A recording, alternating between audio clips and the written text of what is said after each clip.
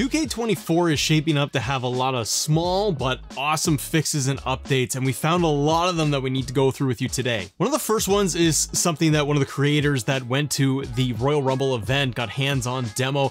It's something that I've been hoping for a very long time. It bugged the crap out of me in 2K23 and has to do with Irish whips. So in 2K23, one of the most frustrating things is Irish whipping your opponent into the ropes, and when they come back on the rebound, they collide. And they collide over and over and over again, and it never seemed to ever get fixed in the game.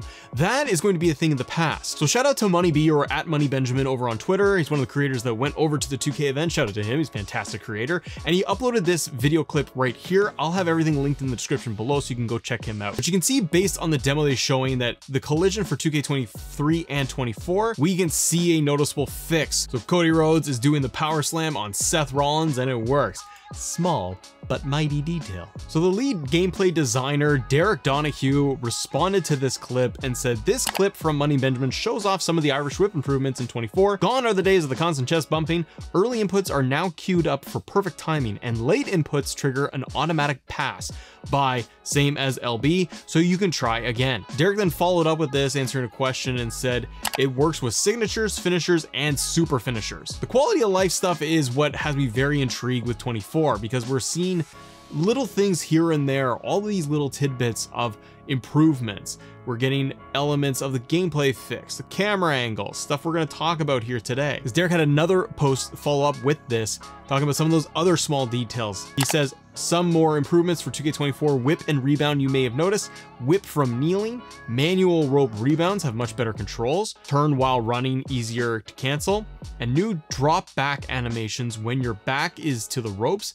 And there's more if you look closely. We are trying, Derek. We're trying hard. The other one that has me very excited, I saw this in the reveal gameplay footage, blood. Many of you know, blood has finally made a return in terms of it falling on the mat. One of the complaints I always saw in the community was that the blood physics, the blood animations, how much it's dripping, falling, and going off on your face, it was never enough for people. People just want a crimson mask all day long. Well, now they're actually addressing this, and we're seeing blood splatter on the mat, and it stays there. Brian Williams did an interview over at WCCF Tech, and he talked about the blood updates in the game. Brian said, quote, "The blood is something that has always got updated. We improved some of the decals of the bleeding on the face, and I'm not sure if you saw it today, but the blood will actually drip on the mat. This is something that we had in older generations of the franchise, and is another one of those little things that fans have wanted back for several years now. So yeah, the blood will stain the mat, it will stain the floor at ringside, and it will smear a little bit." I love this. Added realism, added authenticity to the overall experience, getting that simulation experience down. It's gonna really help matches in the flow. I really want to just be able to do like an Iron Man match and go bananas and just have this thing go over 60 minutes and it just turns into a bloodbath. So I can't wait to see what's going to happen with all the matches. Other quality of life improvements that were confirmed by the devs, Brian Williams did confirm online when it comes to the straps. So with certain wrestlers, certain superstars, they're going to be able to pull down the straps off their ring attire. Brian commented on Twitter and said, "I got a public service announcement for those looking forward to the new game. You'll once again be able to lower the singlet straps of certain superstars during a match." Emphasis on the word certain. It's a small thing, but I just want to share thanks. Thank you, Brian. So the likes of The Undertaker, Kurt Angle, for example, they were ones that in previous games you could do this. Big E was another one. Hopefully in this year's game, you'll be able to do it with those wrestlers, but also the likes of, say, Braun Breaker as an example. It's for certain wrestlers, but I do like those little touches of them being able to do that. Again, it adds to that authenticity.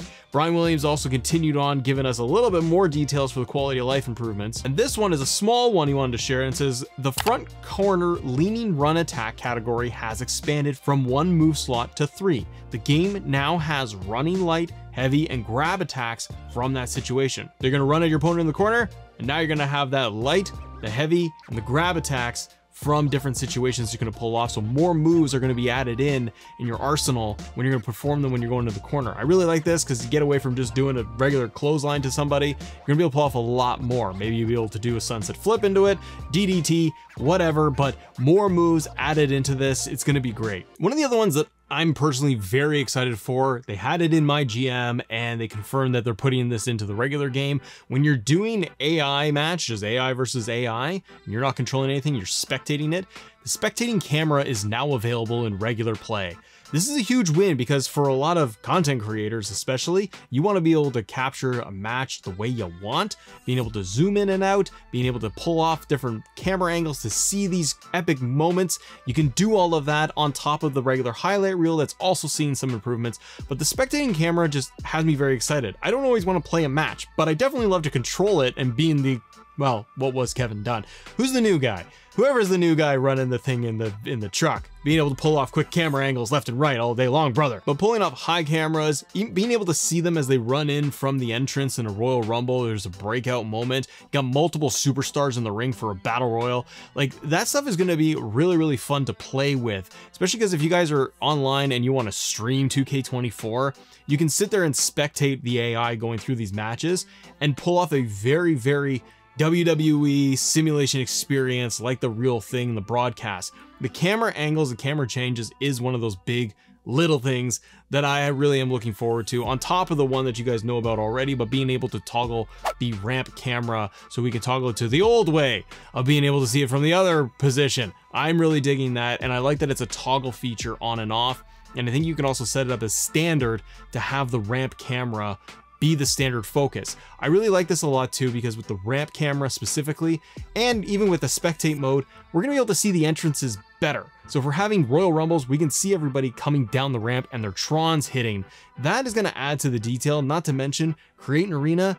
People that create amazing arenas, we can actually showcase them a lot better now. Two small ones to highlight here too. Face paint is getting faded again. So we had this in the old games where you go through a really hard hitting match and Ultimate Warrior's face paint would go from perfect to be all smeared and cracked and everything. They're bringing that back, and that's going to be in the game, and that's a welcome addition for anybody that's got the face paint going on. The other one is going to be with the authentic referees. So being able to have the real WWE referees, there's 7 of them that are going to be in the game. They're going to be able to have them in anything from universe mode to regular exhibition play, and I'm excited for that because once again, that is adding to the simulation experience to recreate the real thing, get away from generic referees. It's a welcomed addition, both men and women's side. I like that they're using real ones. Charles Robinson is one of them we saw already, and the models look good. Now, another one that is coming out, and we've seen it, like, just, it's a little tiny one. It's going to be like the close near fall animations. So pin animations are updated. You get Rhea Ripley's awesome pin that she does, but I saw this one here for shout out to the 101 who posted a big clip, but they had a little moment at the very end of Cody Rhodes trying to get the pin on Kevin Owens, and Cody's reaction when Kevin Owens kicked out. That looks like a new fresh animation to me. So I think that we're gonna get more of that. Those tiny animations, those tiny details for near falls. Also, we know that tired finishers are coming back. The crawl animation is coming in too. Those are gonna make a huge difference to the gameplay.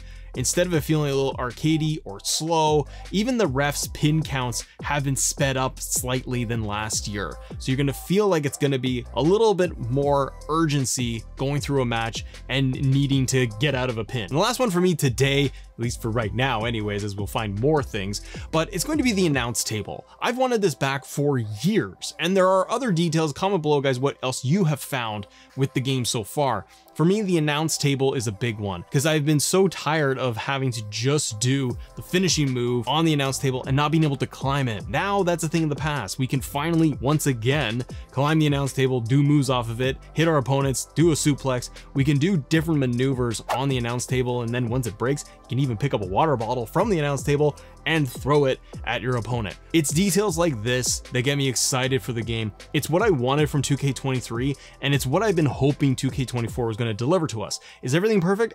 No, it's not.